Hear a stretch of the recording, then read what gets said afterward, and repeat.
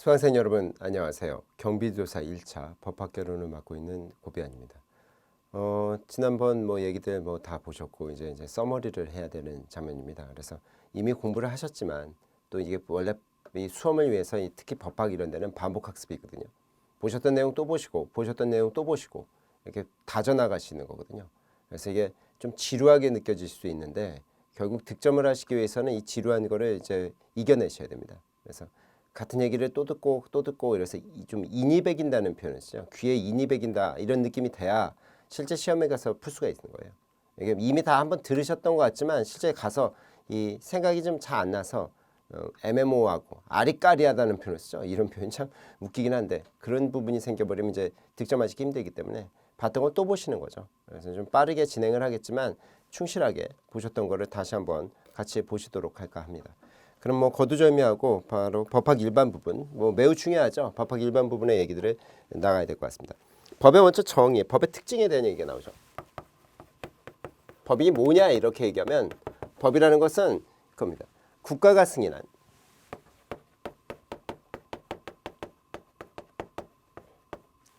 강제력을 가진 사회문화적 규범이에요. 이렇게 생각하셔야 됩니다. 그래서 먼저 규범이 뭐냐? 그러면 이건 당위성이라고 말씀드렸죠. 기억나실 겁니다. 이건 당위의 개념입니다. 이게 뭐와 다르냐면 규범은 이 존재 법칙인 자연 법칙과 다른 겁니다. 이 자연 법칙은 기본적으로 해가 동쪽에서 뜬다는 거나 물은 아래로 흐른다거나 이런 것도 필연이에요. 그래서 인과관계가 중심이죠. 반드시 그렇게 될 수밖에 없거든요. 이건 존재 형식이라고 부르죠. 그래서 독일 말로는 이제 이다라는 비동사입니다. 자인이라는 부르죠. 근데 여긴 졸렌이라고 얘기하는 거예요. 졸렌이라는 건 뭐냐면 필연은 아닙니다.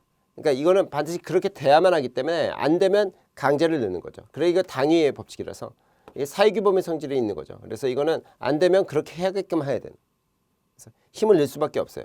그래서 이거는 필연이나 인과관계라고 얘기할 수는 개념은 없습니다.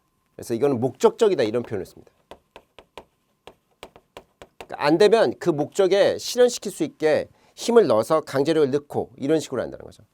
대체로 이제 자유의사에 따라서 할 거냐 말 거냐는 자유의사에 따르는 거죠. 그러니까 자유의사에 따라서 안 하는 애들은 목적적으로 강제하게 되는 그런 거죠. 그래서 여기 보시는 것처럼 강제성은 띌 수밖에 없어요. 강제규범이고 재판규범입니다.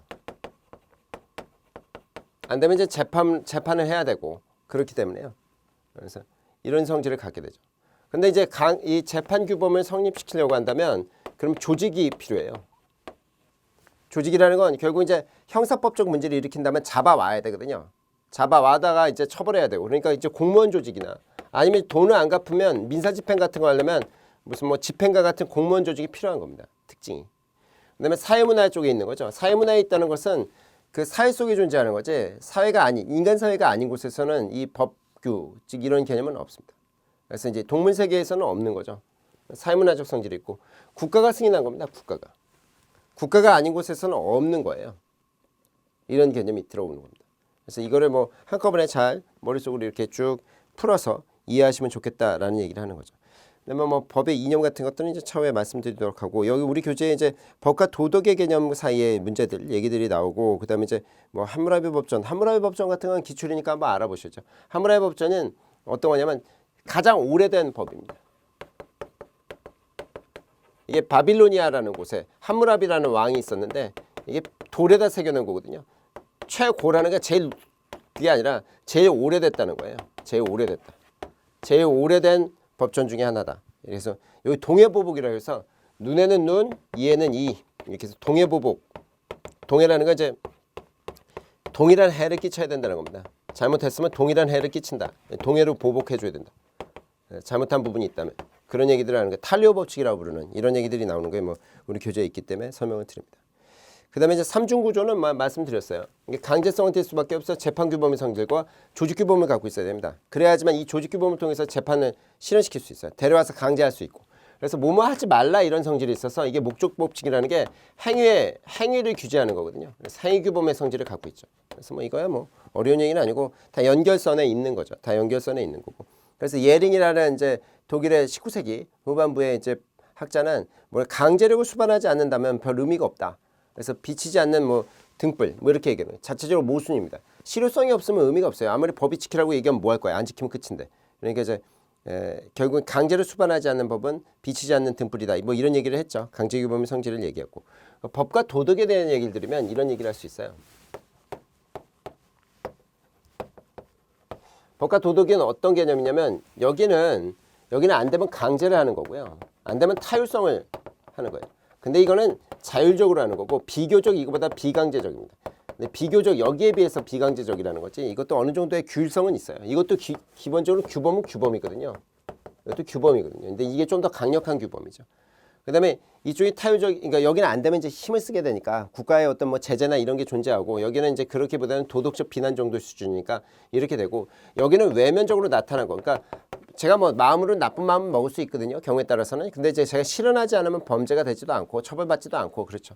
근데 여기 내면의 세계도 종교적으로 내면의 세계도 이제 문제를 삼는 거죠. 그다음에 여기는 이제 이 그러니까 법의 얘기는 쌍방향적이에요. 그래서 이제 이 양면성이라고 해서 그러니까 주고받는 관계다. 특히 이제 권리 의무 관계다. 이렇게 해서 주고받는 관계가 성립하는데 여기는 편면적입니다. 그러니까 효도니 무슨 자애롭게 이제 부모님이 자식을 가르치거나 키우거나 이런 것들은 뭐 바라고 하는 게 아니죠. 편면적이라는 것은 일방적이라는 거예요. 한쪽이 그냥 쭉 주는 개념이다. 이렇게 생각하는 거죠. 이런 것들이 이제 우리 교재에 나타나고 있고 그다음에 이제 우리 교재에 어떤 얘기 나오냐면 이 법과 도덕 중에 어떤 게 더 크냐면 벤다이어그램 같은 형태로 그리면 도덕이라는 영역이 좀 큽니다. 이 안에서 이제 핵심적인 것들이 법인 거예요. 그래서 이제 법은 도덕보다는 좀 작고 도덕이 있어 이제 법으로 들어오죠. 근데 이 법이 아닌 도덕 영역이 또 많죠. 뭐 효도니 뭐 이런 것들은 처벌하지는 않아요. 그렇죠? 그다음에 이제 뭐 이런 것들이 이제 신이 뭐 이렇게 의리 같은 것들 뭐 이쪽에 있는 거고 이 법과 도덕인 부분이 좀 많아요. 뭐 살인도 그렇고 훔치지 마라, 절도하지 마라, 돈을 뭐 갚아야 된다 이런 게 다 법의 영역이니까 이렇게 들어오죠. 근데 요 부분도 있어요. 그러니까 이건 뭐냐면 도덕은 아닌데 법인 경우도 있습니다. 법인 영역. 도덕은 아닌데 법인 영역 그러면 어떤 것들이냐면 이제 도로교통. 도로교통이 왜 도덕이 아니야? 그러면 뭡니까? 아니 좌측통행, 우측통행 같은 건 별 의미가 없어요. 그렇지 않습니까? 그런 거야 뭐 어떻게 하든지 말든지 그거는 다 그냥 정해져 있는 거죠. 일본이나 영국 같으면 거꾸로 다니죠. 자동차가. 근데 뭐 그게 무슨 도덕적 의미가 있는 게 아니죠. 하지만 이게 법의 영역입니다. 규율하지 않으면 뭐 역주행 같은 게 발생하면 죽어버리니까. 그래서 이렇게 이제 법과 도덕이 이런 관념 속에 있다라는 걸 이제 아셔야 되는 거고. 근데 이제 법과 도덕에 대한 학자들의 얘기들이 좀 있어요.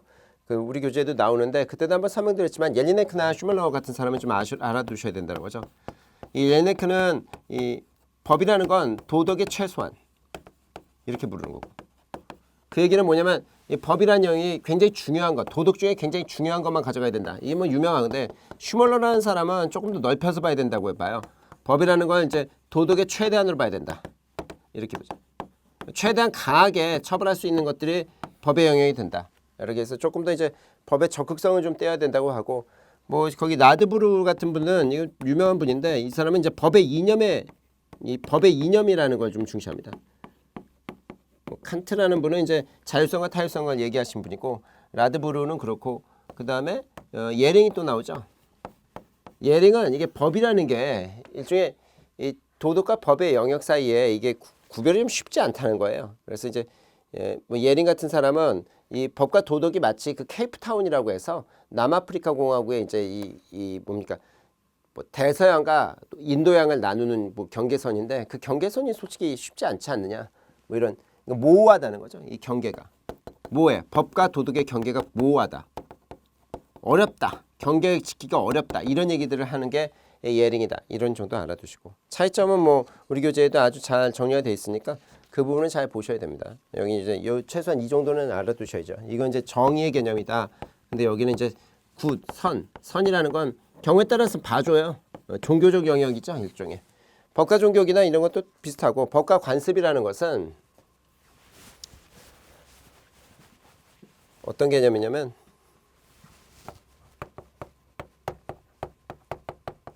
이 관습이 오래되면 법이 될 수도 있습니다. 하지만 관습이 있고로 무조건 법이 될 수는 없어요. 그래서 어떤 거냐면 이 관습이 여기 사실인 관습이라는 건데 여기는 이게 만약 법이 되고 싶다라고 하면 관습법이 돼야 되는 거예요. 불문법이지만. 그러려면 이제 이 관습이라는 게 이제 오랜 관행과 동시에 이제 법적 확신이 필요합니다.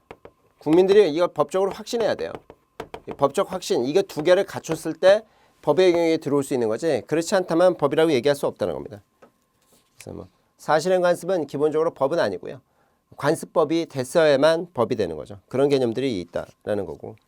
자연법과 실정법 같은 것은 이제 자연법이라는 영역은 조금 더 종교적인 차원에 있는 개념, 약간 도덕이랑 좀 더 가깝다고 생각하시면 되고요. 보편적이라는 표현을 쓰죠. 근데 이제 그거 말고 이제 뭡니까, 실정법이라는 영역이 보통 현대 사회에서는 가장 더 중요한 건데, 너무 지나치게 실정법주의로 가면은 법실증주의라고 해서 이게 문제가 생겼던 경우들이 있어요. 그래서 요새의 어떤 절충점이나 이런 것들은 잘 봐야 된다라고 보는 거죠. 법의 이념을 좀 보셔야 될 것 같습니다. 법의 이념. 법의 목적에 대한 얘기들이 우리 교재에 나오는데, 법의 목적 또는 법의 이념, 그러면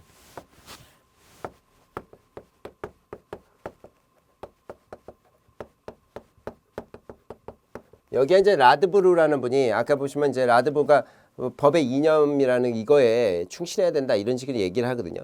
근데 이제 우리 교재에 보시면 여러 학설들이 나와요. 그래서 이제 플라톤이나 이렇게 아리스토텔레스 같은 사람은 이 정의라는 걸 굉장히 중시하고 도덕, 애국심 이런 걸 중시했던 분들이고요. 루소 같은 사람은 자유와 평등의 절충점, 그다음에 이제 칸트는 인권 이런 걸 보통 많이 생각합니다.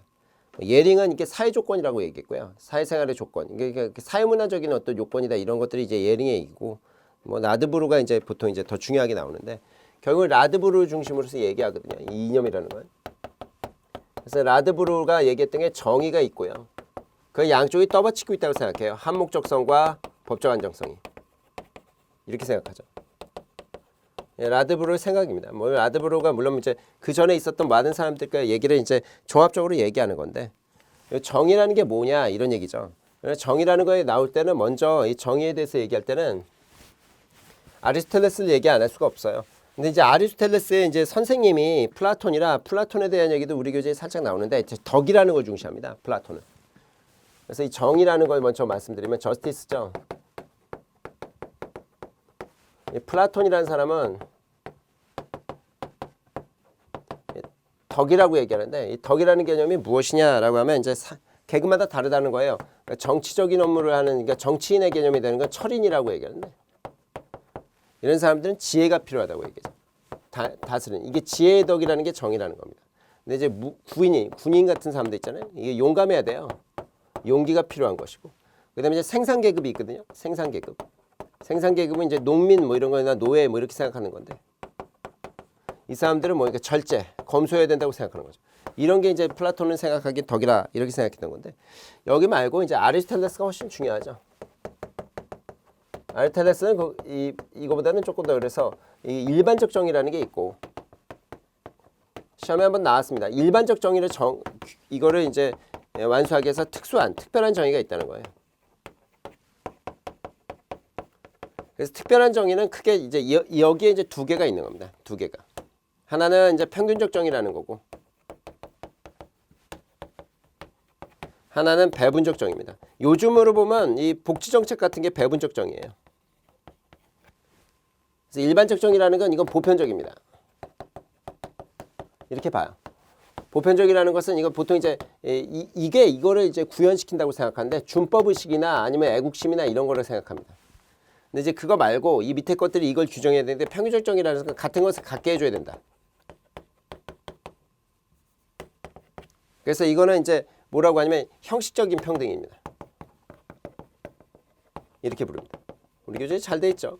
형식적 평등이다. 형식적 평등이라는 건 이게 뭐 1인 1표 제도 같은 게 가장 대표적인 겁니다. 뭐 어떤 사람이든 뭐 이제 돈을 잘 벌든 못 벌든, 아니면 상태가 안 좋든 뭐 좋든 뭐 이런 거 있잖아요. 뭐 키가 크든 작든 뭐 싸움을 잘하든 못든. 그래서 형식적 평등으로 이제 평균적으로 이제 기본적 자유는 다 줘야 된다. 기본적 자유는 다 줘야 된다. 그래서 교환적 정의라고 얘기합니다. 그러니까 한 만큼 줘야 된다 이렇게 보는 거예요. 10시간 일했으면 10시간 임금 주는 거고, 5시간 일했으면 5시간 임금 주는 거고, 똑같은 종류의 일이라면. 배분적 정의는 다른 것은 좀 다르게 이렇게 보죠. 그래서 여기서 약간의 차등을 두는 거예요. 그래서 여기가 보통 이제 실질적 평등이라고 얘기합니다. 뭐 누진세를 한다거나, 돈 많이 버는 사람이 조금 더 내죠. 뭐 이런 것들. 아니면 장애인들에 대해 수급권을 더 주거나, 뭐 아니면 기초생활 수급자들을 해주거나, 뭐 이런 것들을 얘기하는 거죠. 정의 개념이죠. 이걸 라드부르가 생각을 해요. 근데 이 한목적성은 뭐냐면, 여기 이제 보시면 이게 시대마다 조금씩 바뀐다는 거예요. 이 정의라는 게 굉장히 가변적이라서 이 정의라는 거에 목적에 부합시켜야 된다. 합치시키려면 어떻게 돼야 되냐라는 거예요. 그래서 라드브루라는 사람이 이렇게 생각하죠. 그게 이제 크게 말하면 개인주의와 아니면 이제 단체주의. 정확히 해서 단체주의는 공동체주의고 개인주의는 자유주의인데 이 개인주의하고 이 단체주의라고 해야 될까요? 이 사이에서 절충점을 계속 찾아간다. 이거 보통 이제 자유주의라고 얘기하고요. 요거는 이제 공동체주의라고 부르는 겁니다. 이 양자 사이에서 얘기를 하는데 이거보다 이제 좀 더 큰 게 이제 문화 이런 개념을 얘기해요. 초인격적이다 뭐 이런 얘기를 합니다. 이건 뭐 정확히 잘 모르겠는데 자연법 같은 걸 생각했던 것 같아요. 이거는. 근데 이제 기본적으로는 이 초인격주의, 문화주의보다는 이 뭡니까? 개인주의와 단체주의. 이건 뭐 단체주의, 공동체주의를 초개인주의라고 해도 얘기하는데 요 사이에. 여기가 보통 이제 복지, 배분적 정의 같은 걸 중시하는 것이고 서로 나눠 먹어야 된다 뭐 이런 거고 이쪽은 이제 그런 것보다 형식적인 어떤 평등? 그러니까 이제 기본적 자유를 똑같이 줘야 된다 이런 거죠. 그래서 여기가 이제 평균적 정의 같은 게 보통 조금 더 중심이에요. 방향성에 있어서. 그래서 요 사이에서 이제 절충점을 찾아가는 거고 우리나라는 옛날에 이쪽이 셌는데 이쪽으로 좀 이동해 오죠. 개인주의적인 어떤 개인주의가 무조건 나쁜 건 아닙니다. 개인주의에 따라서 경우에 따라서 이제 그럼 뭐 단체주의가 무조건 좋으면 뭐 우리가 왜 도대체 각각 집을 사서 합니까? 다 같이 합숙하지. 그러니까 이거와 이거 사이에 절정한 조율이 있어야 된다. 그래서 이러기 위해서는 관용. 왜냐하면 이것만 맞았다라고 하면 전체주의로 흘러버리거든요. 독재 정치. 근데 이거가 또 맞다 하면 아무것도 안 이루어지고 또 뭐 다 4분의 5열 될 거니까 이 사이에서 어떤 관용이 상대주의적 관용. 그러니까 서로 어떻게 절충할 것이냐. 이게 더 중요하다라고 보죠. 그다음에 이제 법적 안정성을 말씀드리면 법적 안정성은 함부로 바뀌면 안 된다고요.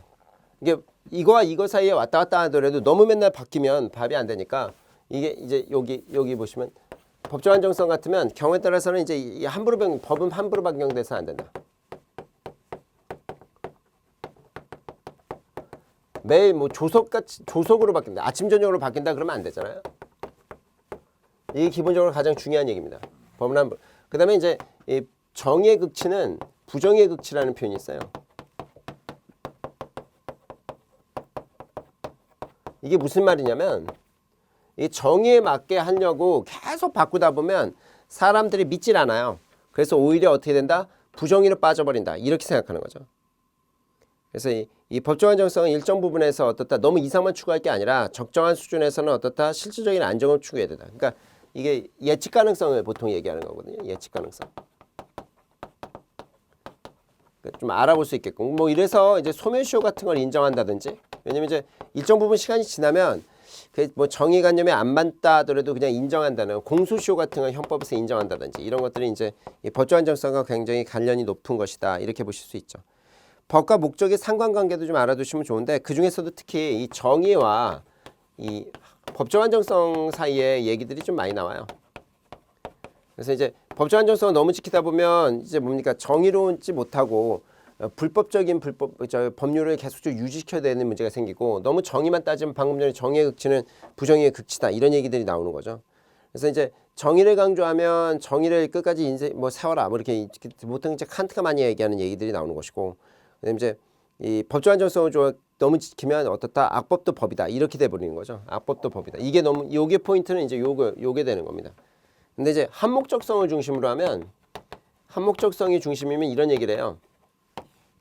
그러면 이거는 민중의 행복이 곧 중요하다. 이게 정의다. 이렇게 얘기해 버립니다. 이게 법률이다. 이렇게 이게 정의래요. 이게 법률이다. 이렇게 돼 버려요. 그게 뭐가 문제인데 그러면 민중이 행복하면 좋은 거잖아라고 하면 좋은데 그러면 이제 민중이 도대체 누구냐 이거예요. 국민이 누구냐 이런 문제가 생겨요. 최대 다수의 최대 뭐 잘못하면 이게 공리주의로 빠지는데 공리주의가 무조건 나쁜 건 아닌데요. 공리주의에 가다 보면 다수결 위주로 가서 결국 소수자를 뭡니까 핍박하는 문제가 생겨요. 전체주의가 생길 가능성이 높다고요. 이게 단체주의적 성질이거든요. 그래서 이렇게 이 사이에 이제 얘기들 절충점을 참 중요시한다라는 거고요. 법의 효력 보시면 법의 효력에서는 뭐 실적 효력은 뭡니까 타당성이 없으면 안 된다는 거죠. 그다음에 이제 실효성이 없어도 안 되고 그러니까 만약에 법이 타당한데 실효성 없으면 안 지켜버리니까 의미가 없죠. 껍데기만 돼요. 사문화된다는 것은 아무 의미가 없고 안 지킨다는 것이고 그런 법도 꽤 많습니다. 굉장히 법이 많아서 안 지키는 거 굉장히 많죠.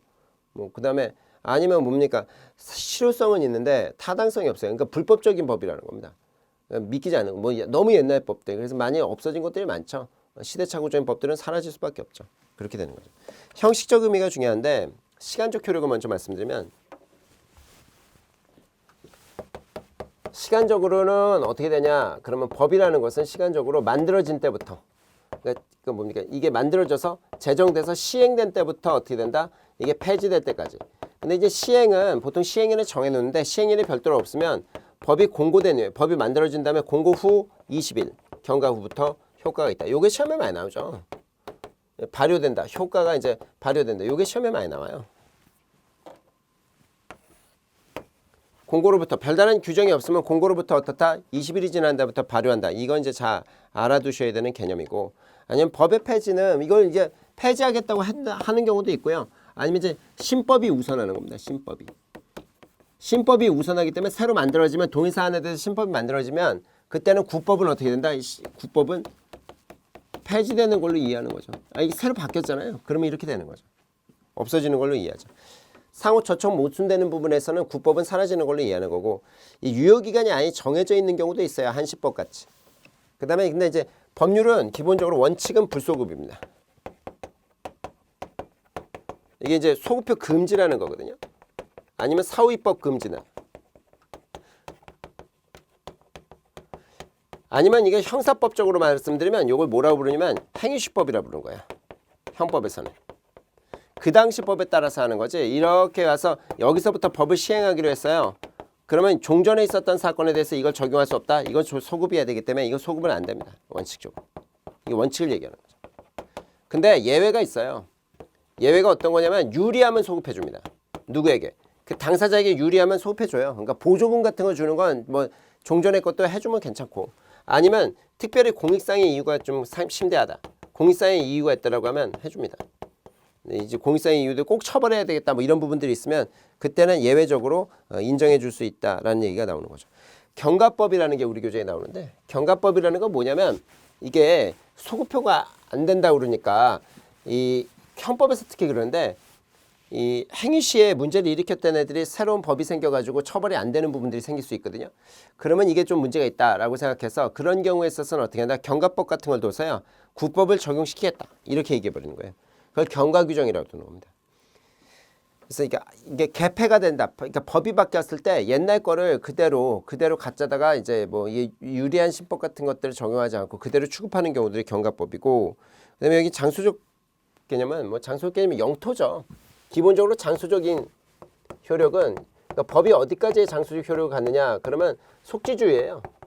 그래서 내국인이든 외국인이든 이 땅에 속해져 있는 그러니까 뭐 네덜란드 사람은 마리아나가 거기서는 합법이라 하더라도 우리나라 오면은 그때부터 마리아나 피면 처벌되는 거죠. 이걸 원칙으로 하는 겁니다. 여기에 조금 이제 변형 형태가 기국주의죠. 그러니까 공해상에 만약에 이제 어느 나라 땅도 아닌 공해상의 선박 운행 중인 선박이나 이제 항공기 같으면 이 깃발을 중심으로 보겠다는 거예요. 깃발, 플래그. 그 선박의 국적국이 어디냐? 그 깃발이 뭐가 올려 있냐? 아니면 항공기도 뭐 아시아나나 대한항공 같으면 우리가 처벌할 수 있게끔 이런 게 기국주의고요. 이게 예외적인 거죠. 그 다음에 이제 요거에 이제 플러스에서 속인주의. 요걸 원칙으로 하고 뭐 다른 나라도 마찬가지예요. 속인주의라는 것은 이제 그 국적자면 어느 나라 어느 지역에 있더라도 그 법을 따라서 처벌하겠다는 얘기고 그러니까 우리나라 같으면 이제 도박이 불법인데 라스베가스에서 제가 도박하면 라스베가스는 합법이지만 저를 처벌해요. 라스베가스는 합법이라도 어떻게 된다? 우리나라에서는 도박이 불법이니까 우리네 국적자가 제가 만약 라스베가스에서 도박을 한다 그러면 걸릴 수 있는 거고 보호주의 같은 경우는 이게 외국인이 외국에서 우리나라 국민을 공격한다거나 아니면 우리 국가를 공격한다. 그래서 국가보호주의가 보통 형법 5조에 있고요. 형법. 그 다음에 국민보호주의가 형법 6조에 있어요. 그래서 형법 5조에서는 어떤 범죄를 얘기하냐면 외국인이 외국에서 범죄를 저질렀을 때 처벌할 수 있는 것들이 국외범이라고 하는 건데 내란, 외환. 외환이라는 것은 딴 게 아니라 이제 구테타 일으키는 겁니다. 이게 내란이 구테타인데 외환은 이제 이적행위라고 해서 외국 군대를 끌어들이거나 국기, 태극기를 뭐 외국애가 외국에서 훼손한다거나 아니면 우리나라 통화, 돈을 위조한다거나 우리나라 유가증권, 상품권 같은 걸 어떤 어음이나 이런 것들을 위조한다거나 아니면 무슨 공문서나 공인장, 공문서는 이제 우리나라 국가의 문서, 공인장은 우리나라 국가의 도장 이런 것들을 위조하고 있으면 처벌할 수 있고 이거는 그 밖의 것들 뭐 사기를 친다거나 우리 국민에게서 우리 국민을 폭행한다거나 우리 국민을 살인한다거나 등등등 이런 것들을 포함하는 겁니다. 세계주의라는 게 있는데요. 세계주의는 우리나라에서 딱 하나만 약취인이라는 거 인신매매 약취인이나 인신매매랑 똑같은 겁니다. 납치하고 뭐 이러는 거거든요. 유괴하고 이런 거는 우리나라도 세계주의를 채택할 수 있어요. 우리나라 있습니다. 2013년부터 유엔이 요구해서 요걸 갖고 들어왔어요. 그래서 이게 있다. 그렇죠? 총칙이 없어도 각칙엔 있어요. 각칙에 요게 있다는 거 알아두시고 대인적 범위에 대해서는 뭐 방금 전에도 설명을 드렸으니까 뭐 얘기 드릴 필요 없고 법원의 개념을 말씀드렸죠. 법원이라는 건 이제 그때도 말씀드렸던 것 같은데 우리 기본 강의 때도 법의 근원이라는 거예요. 법의 우물이라고 부릅니다.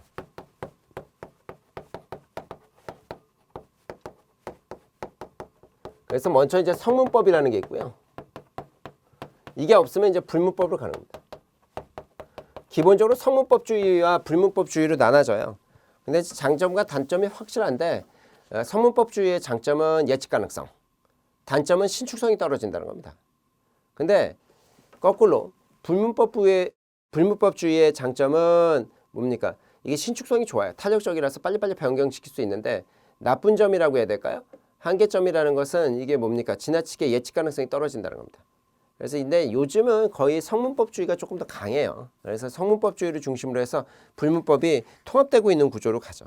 영미법 쪽이 보통 불문법, 그 다음에 대륙법계, 대륙법계라고 하면 유럽의 대륙이기 때문에 프랑스, 독일 쪽이 어떻다? 이 성문법주의입니다. 근데 우리나라는 프랑스, 독일 쪽의 대륙법계를 따라요. 그래서 이제 기본적으로는 우리는 어떻다? 성문법 중심이다. 이렇게 알아두셔야 됩니다. 그래서 크게 두 가지 예측 가능성이라면 법적 안정성이거든요. 그래서 예측 가능성, 법적 안정성이 성문법의 장점, 불문법의 단점. 그 다음에 신축성은 성문법의 단점, 불문법의 장점. 이 정도는 체크해 두시고 나머지는 뭐. 그래서 성문법에 뭐가 있느냐라고 하면 성문법 먼저 말씀드리면 우리 대륙법계에 따라서 성문법 먼저 하면 헌법이 있죠. 헌법은 최상위 법률입니다. 그래서 이제 헌법에 어긋나게 되면 기본적으로 밑에 법률들은 위헌을 맞아버리는 거예요. 그래서 헌법은 최상위 법으로서 어떻게 된다? 밑에 법률들, 위헌 법률 또는 뭐 이런 것들이 다 심사 제도가 있어요. 아니면 이제 위헌, 위법 법률, 명령, 위법 법규 명령 같은 것들의 심사 제도가 있어요. 그래서 여기 이제 규범 통제라고 하는데 좀 어려운 말로. 그래서 안 되면 이제 이거를 이제 법 자체를 날려버리는 제도. 헌법재판소가 보통 이건 하고 이건 대법원이 하고 이래서 이제 하고 있고요. 이 헌법 말고 이제 더 중심인 건 법률입니다. 여기가 핵심이죠, 사실상. 법률은 누가 만들 수 있냐? 국회가 제정하는 겁니다. 다른 데가 못 만들어요. 국회가 제정하는 겁니다. 그래서 법원의 가장 중심 이렇게 얘기하는 거죠. 국회가 보통 제정할 때 이제 이 제안은 보통 이제 국회하고 정부가 하게 되고 국회가 심의 의결, 표결을 하게 되고 대통령이 공포하고 제휴 요구는 한번 할 수 있습니다. 이런 것들이 이제 있고 요 밑으로 이제 법규 명령이라는 게 있는데 법규자 빼고 보통 명령이라 많이 부르죠. 명령이라 부르는 이유는 법률이 명령한 걸 이거를 구현시킨다고 보는 거죠. 그래서 이게 재정 주체에 따라서 재정권자에 따라서 나누면 이건 국회가 만드는 게 아닙니다. 국회 말고 이제 입법부가 만들지 않고 여기 입법부인데 여기는 행정부가 만드는 건데 재정권에 따라서 대통령이 이거를 추인한다는 게 대통령이 보통 서명하면 대통령령. 근데 이제 국무총리가 얘기하면 국무총리령. 근데 총리령 말고 이제 각부 장관, 뭐 국방부 장관이면 뭐 그렇고 법무부 장관 뭐 아니면 뭐 환경부 장관 이런 장관들이 만들면 부령인데 요게 대통령령은 총리령 부령보다 높은데요. 총리령과 부령은 국무총리가 셈에도 불구하고 총리령과 부령은 동급이에요. 이런 구조로 재정군자에 따라서 그다음에 기능에 따라서는 위임 범위에 따라서 얘기하는 건데 위임 명령이 좀 더 세요. 보통 대통령령이 위임 명령인 경우가 많아요. 그다음에 이제 집행 명령이 있습니다.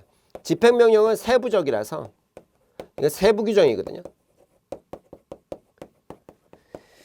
그래서 이렇게 얘기하고 그러니까 요게 보통 대통령의 성질을 많이 갖고 있고 대외적 효력을 갖고 있습니다. 근데 이제 집행 명령은 대외적 효력이 좀 약하죠. 근데 이거보다 더 밑에는 행정규칙이 있어요. 근데 행정규칙은 보통 행정명령이라고도 부릅니다. 행정규칙이라는 게 있죠. 규칙. 이거는 보통 그냥 그야말로 공무원들 내부적으로만 공직사회 그걸 규율하는 겁니다. 공무원 내부적으로만. 근데 이 행정규칙과 행정명령과 동급의 이 지방자치단체가 만드는 게 있어요. 지방자치단체가 만드는 것 중에 지방의회가 만드는 것은 조례라고 얘기하고요. 이건 시험에 곧잘 나옵니다. 조례는. 그 다음에 지자체장이 만드는 거. 지자체장이라면 서울시장이나 경기도지사, 부산시장, 뭐 아니면 광주광역시장, 뭐 세종시장, 뭐 제주도지사, 뭐 아니면 뭐 시군구라고 한다면 뭐 구청장이나 뭐 시장이나 뭐 안양시장, 무슨 뭐 성남시장, 수원시장 뭐 등등등 뭐 이런 사람들이 만드는 것들이 자치규칙이라는 게 있습니다. 자치자 빼고 규칙이라고 부르는데 요게 좀 더 세요. 순서가 이쪽이 좀 더 세고 이쪽이 낮은 겁니다. 여기가 고, 여기가 하. 여기가 높은 거, 여기가 낮은 거. 근데 여기랑은 동급이다. 이렇게 보죠. 근데 하나 더 말씀드리면 여기서 요 법률하고 동급인 것들이 있어요. 법률하고 동급인 게 뭐냐면 조약이라는 게 있습니다. 이건 국가 대 국가가 만드는 거예요. 국가 대 국가가 맺는 뭐 그런 거죠. 보통 국회의 동의를 필요합니다. 국회 동의가 필요하고 여기 조약도 이 조약하고 조례하고 이런 게 시험에 잘 나와요. 비슷비슷해서 헷갈리게 하려고. 그래서 이제 국가 대 국가가 만드는 이 조약 같은 건 뭐냐면 국내법과 동일한 효력. 국내법과 동일한데 이 국내법 뭐 하면 법률하고 동급으로 봅니다. 국내법과 동일하다는데 어떤 거냐 하면 법률입니다. 그다음에 조약 말고 이제 국제간섭이라는 게 있어요. 보통 이제 국제간섭법 또는 이제 일반적으로 승인된 국제법규 이렇게 부릅니다. 일반적으로 승인된 국제법규라고 부르는데 요게 이제 국제간섭법이라고 부르는데 이것도 역시 국내법과 동일합니다. 요게 이제 제노사이드 구정 같은 거, 대량살상 같은 것들을 금지하는 대량살상 무기들을 금지하는 뭐 제네바 협정 같은 것들이 있거든요. 이런 것들은 보통 이제 일반적으로 승인된 국제법규랑 국제간섭법 같은 것도 뭐랑 동급이다? 조약이랑 동급입니다. 하나만 더 말씀드리면 긴급명령이라는 것도 있어요. 긴급명령. 지금은 안 하는데 이 긴급명령이라는 것은 긴급재정경제명령 또는 긴급명령, 긴급재정경제처분 뭐 이런 거 있습니다. 요거는 이제 국가 대 국가 뭐 이게 아니라 대통령이 비상대권으로 사용하는 거예요. 옛날에 뭐 독재시대 유신정권 뭐 이럴 때는 많이 사용했다고 하는데 요즘 잘 안 하거든요. 저희 1993년에 이 8월 달에 이 김영삼 대통령이 마지막으로 사용한 걸로 저는 알고 있어요. 금융실명제 때문에. 근데 요것도 법률이랑 동급입니다. 그러니까 법률과 어떻다? 이 조약과 국제간섭법, 그러니까 일반적으로 승인된 국제법규죠. 그 다음에 긴급명령이나 긴급재정명령은 동급입니다. 동급이에요. 상위 관계 같은 게 있죠. 그래서 상위법 우선 이래서 이제 조례보다 자치규칙이 낫다는 걸 잘 알아두셔야 되고 뭐 조약이나 긴급명령까지 알아두시면 좋고 특별법이 우선합니다. 특별법이 보통 왜 우월하기 때문에 우선하는 게 아니라요. 좀 더 그러니까 뭐 굳이 얘기하면 그때도 설명드렸던 것 같은데 경찰공무원 같은 경우는 경찰공무원법이 있으면 국가공무원법보다는 경찰공무원법은 먼저 적용하는 겁니다.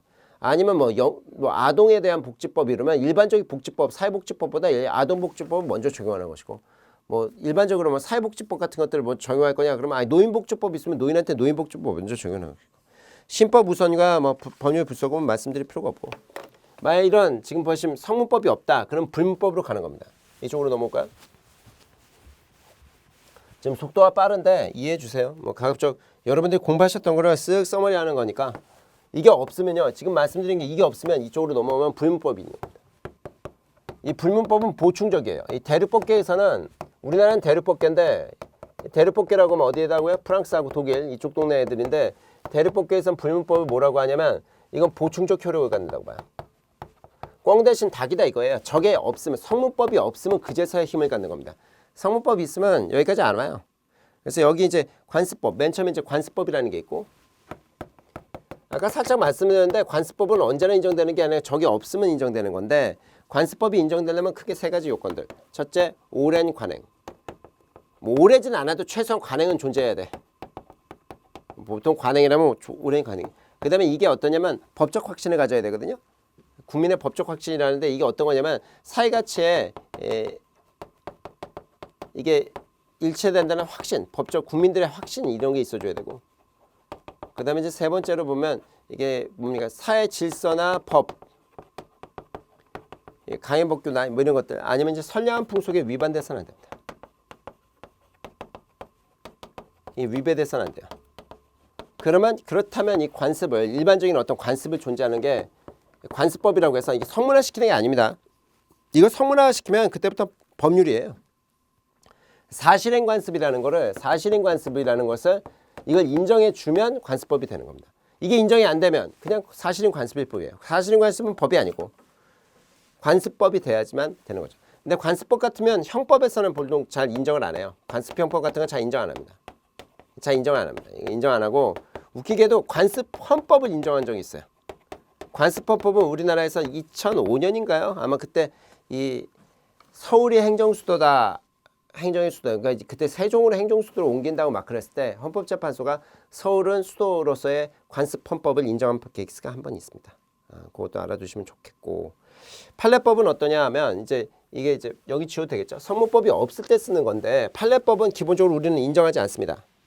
판례법이라는 건 좋아하거든요. 실무에서는 거의 판례를 인정해요. 그러면 공부를 만약 법 공부를 하시게 되면 판례를 외우시는 게 일인데 하지만 어쨌든 우리는 판례법을 부정합니다. 대륙법계는 판례법을 인정하지 않아요. 영미법계는 인정하는데 여기는 이거를 인정하지 않습니다. 근데 영미법계는 인정합니다. 영미법계는 이 판례법을 참 좋아하죠. 그래서 대륙법계는 인정하지 않고 영문법계 인정하는데 우리나라는 대륙법계라서 제가 아까 프랑스, 독일 쪽 따른다고 했잖아요.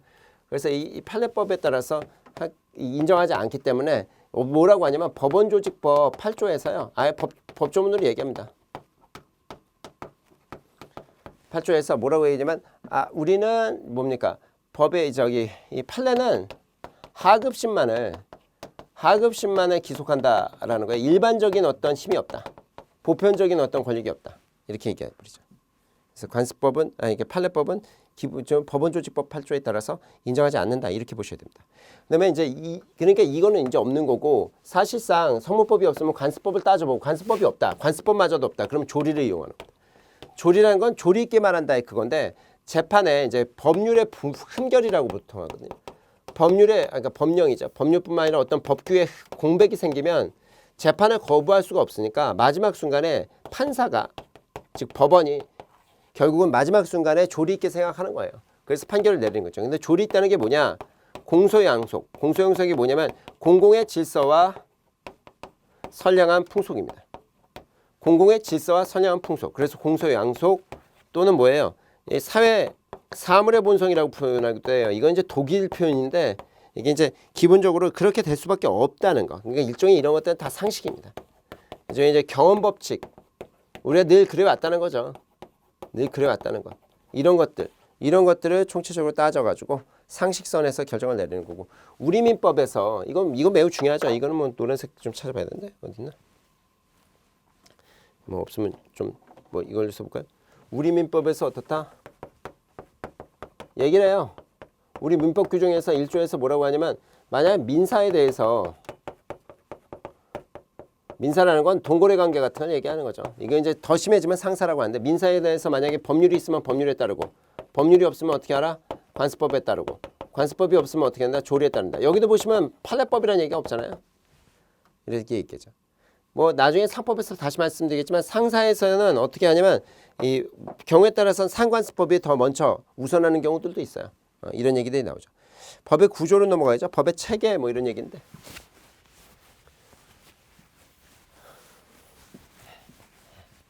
다 지우고 나서 좀 해봅시다.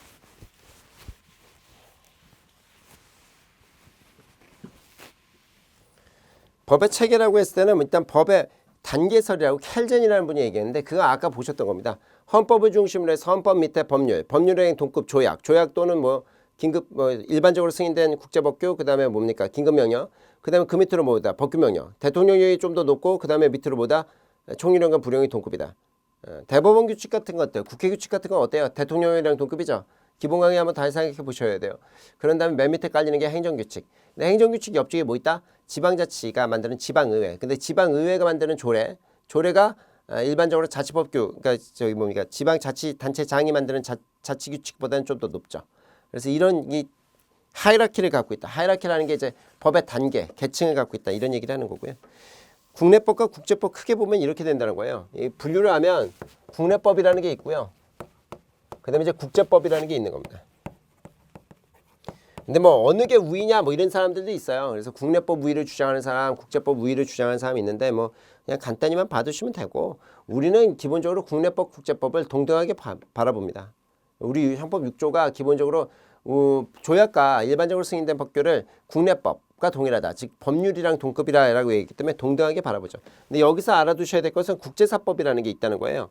근데 이제 국제사법은 기본적으로 뭐냐면 국제사법이라고 부르는데 얘는 기본적으로 국내법에 해당되는 겁니다. 섭외사법이라고 해서 가장 대표적으로 여기 이제 여기 뭐 분류의 얘기 드리긴 좀 어렵고 이게 국제법이 아니에요. 이 섭외사법 또는 뭡니까? 이게 색깔이 잘 보이시나 모르겠네.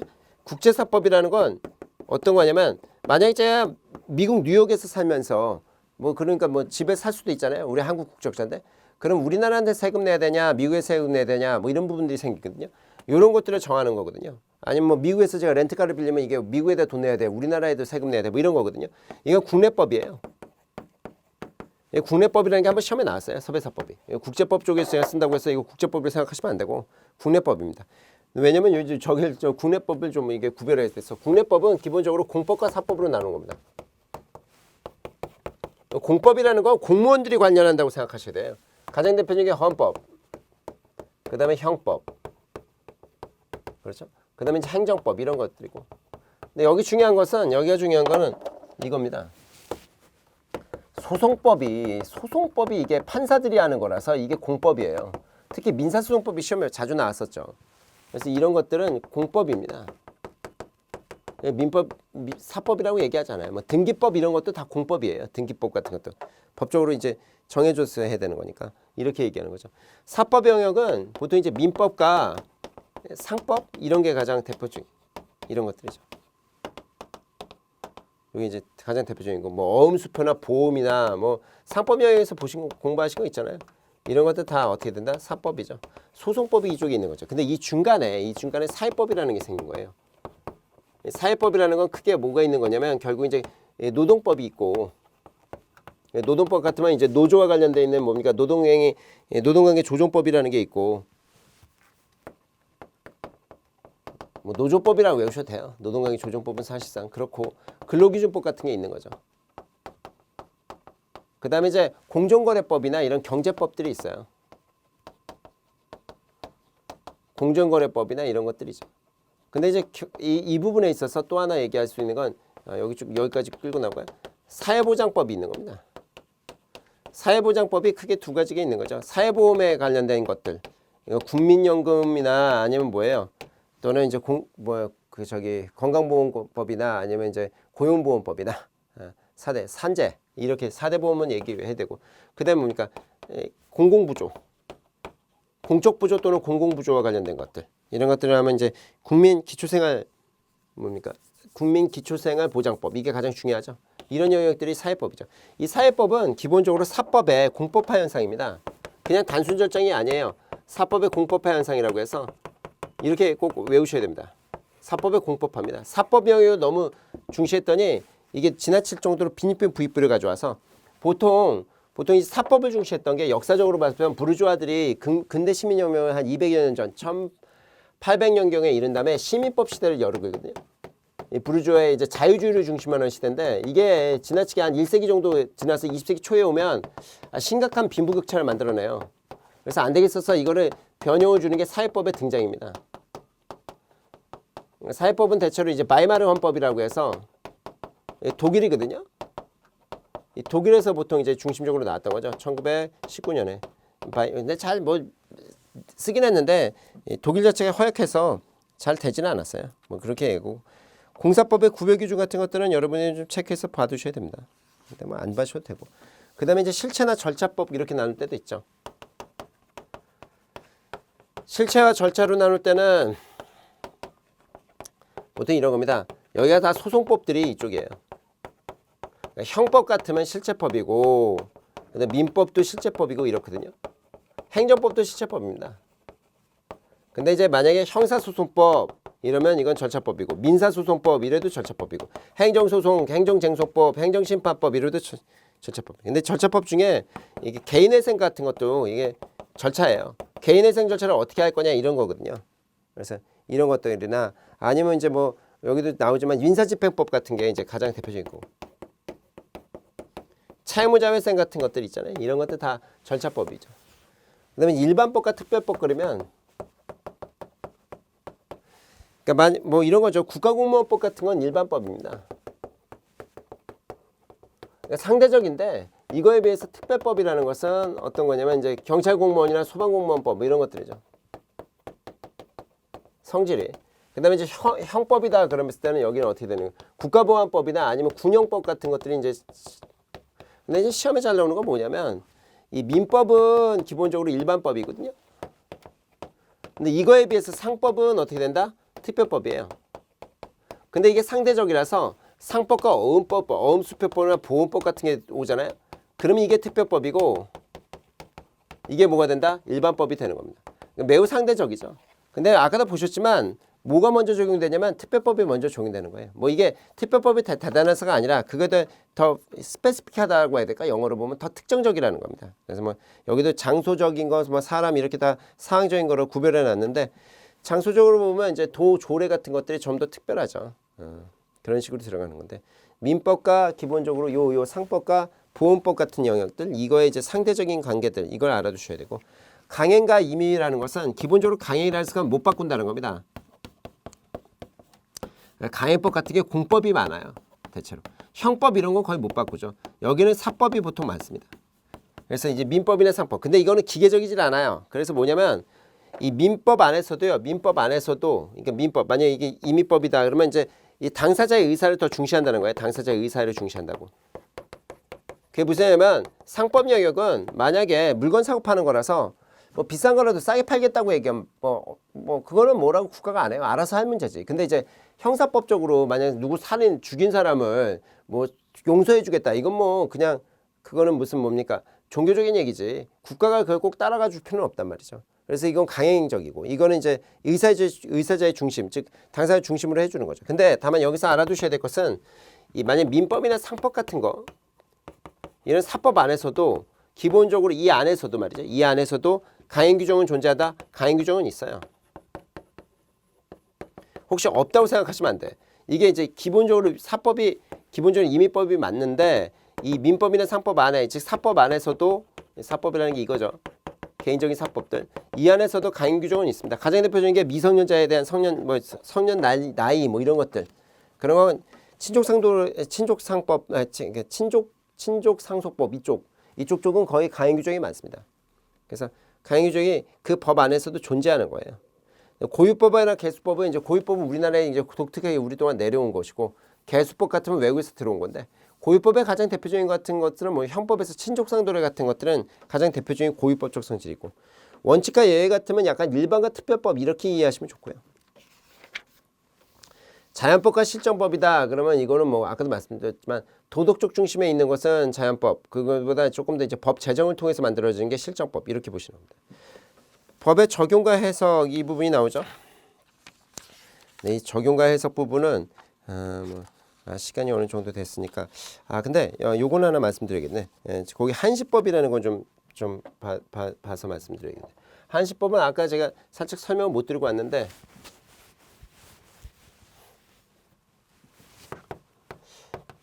한시법이라는 것은 이게 한정적이라는 거예요. 시간이 이게 시간적 적용 경과 여기서 문제인데 이게 무슨 얘기냐면 평창올림픽법 같은 거 있잖아요. 평창올림픽법 이러면 이거는 2010 뭐 제가 알기로는 이제 평창올림픽법이다 발음이 왜 이렇게 삽니까?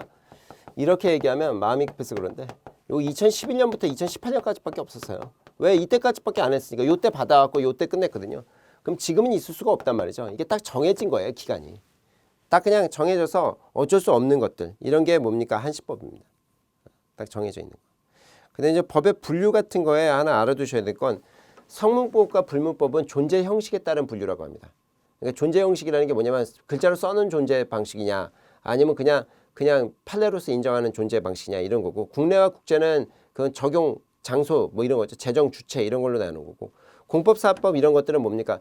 이것은 법의 규율 관계 그러니까 그 법의 생활 관계 또는 규율 관계로 나누는 것이고 일반법과 특별법은 적용 범위 그러니까 효력 범위죠. 효력 범위. 그러니까 어느 부분에 특별하냐 아니면 그보다 좀 더 넓게 되냐 그쵸? 실체와 절차는 규율하는 내용, 규율하는 내용의 실체적인 내용이냐 아니면 소송 절차 같은 걸 얘기하는 거냐. 이런 강행성은 뭐 강행부과 임의부는 강행성이고 외부에서 들어왔냐 아니냐는 고유와 개수고 보편성 여부, 보편 타당성 여부가 이제 자연법과 실정법을 나눕니다. 법의 분류 기준이라는 게 우리 교재에 나와 있을 텐데 이 부분을 한번 읽어보셔야 돼요. 외우시려고 애를 쓰지 말고 읽어보셔서 뭐 왜냐면 경우에 따라 이게 문제가 나오는데 짱이 또 이게 나오면 또 헷갈려 하시는 경우도 있어요. 그래서 이제 몇 가지 특히나 이제 일반법과 특별법 그다음에 실체법과 절차법을 잘 알아두셔야 돼요. 일반법과 특별법은 효력범위고요. 실체법과 절차법은 규율하는 내용을 중심으로 나누는 것이다. 이 정도는 알아두셔야 됩니다. 그다음에 공법과 사법은 규율하는 생활관계고 이렇게 세 가지 정도는 입으로 한번 그냥 외우시지 말고 쓱 하면서 한 번씩 해보시면 좋다라는 말씀드립니다. 그러면 일단은 이 정도에서 끊고 제가 뭐 진짜 폭주 기관차처럼 말씀드렸는데 한번 공부하신 걸 기준으로 해서 한번 다시 서머리 드리는 겁니다. 특히 법학 일반 부분은 가급적 다 말씀드리려고 애를 쓰는 거죠. 왜냐하면 그만큼 여기서는 무조건 다 득점하셔야 돼요. 다른 데서 득점하시려고 하지 마십시오.